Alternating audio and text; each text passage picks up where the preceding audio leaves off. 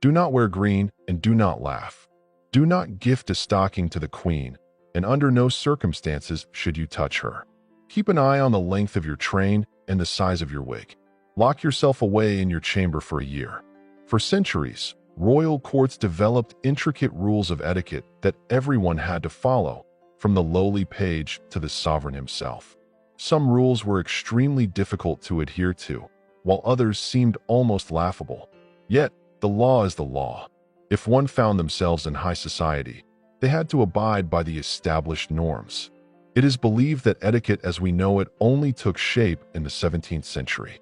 However, even before the Sun King and his chief imitator, the Merry Monarch, Charles Stuart II, each court in Europe had its own list of behavioral rules.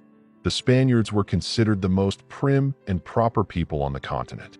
Buttoned up to their chins in dark attire, they propagated the notion that royal figures should never smile. The king and his family were regarded as so elevated above the rest that all things human should be foreign to them. A king was expected to maintain a haughty and indifferent expression when appearing in public. It was said of King Philip II that he was always in a malicious gloom. But no, it wasn't gloom. He simply couldn't appear to be alive. Court painters captured kings with such expressions. Even the Infantes and Velázquez paintings do not look joyful. Such was the custom. Interestingly, Infantes were forbidden to speak. Not all the time, of course, but in public. During audiences, it was considered proper to silently listen to the petitioner and then depart. And then one would wonder, what did the princess decide?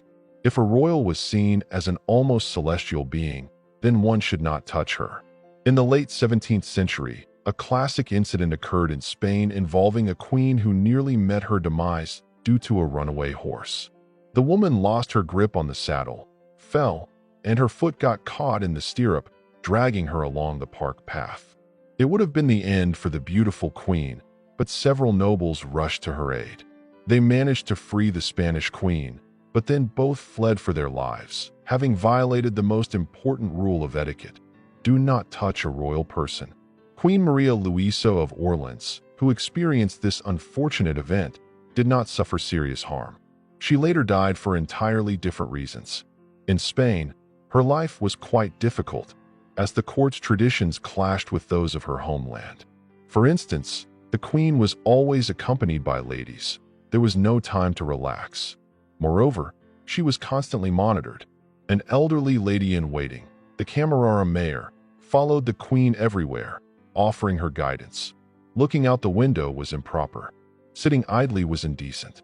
If Maria Luisa laughed at the chatter of the little parrots, they were promptly removed from the palace.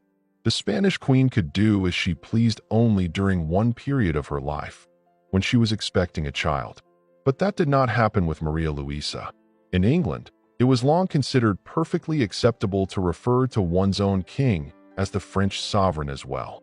This practice dates back to the time of Edward III, who claimed the crown of France and sparked the 100 Years' War. Edward's descendants also called themselves King of England and France, continuing this tradition until Elizabeth I. The title was simplified when receiving envoys from Paris to avoid inflating diplomatic tensions. Foreign guests were often astonished by another aspect of English etiquette. Kings were served while kneeling. This was not just the case for common servants, but also for titled individuals. Elizabeth I readily encouraged this tradition, while Queens Anne of Denmark and Henrietta of France found such servility quite unappealing. At the courts of these two English queens, the etiquette shifted slightly. Kneeling was abolished. The rules governed every aspect of life: what time the court should awaken, when it was appropriate to dine, and what colors were acceptable to wear. For instance, in the 14th century, green was considered a privilege reserved exclusively for women of royal blood. No other lady at the French or Burgundian court was allowed to appear in attire that featured even a tiny hint of green. Later on, regulations were established regarding the length of trains. A queen was permitted a train of 11 yards, while a duchess could have only 3. Countesses had even more modest trains. Those who violated these rules faced the threat of scissors. Men had to be particularly careful about their wigs.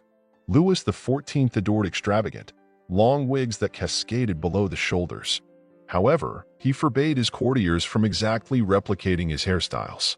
Feel free to wear them, but under no circumstances should they look like the king's. Of course, sitting in the presence of the king was strictly prohibited.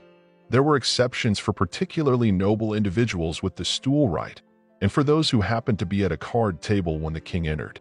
To avoid putting the ailing Cardinal Richelieu in an awkward position, as he was bedridden, King Louis XIII once had to lie down beside him to discuss state affairs.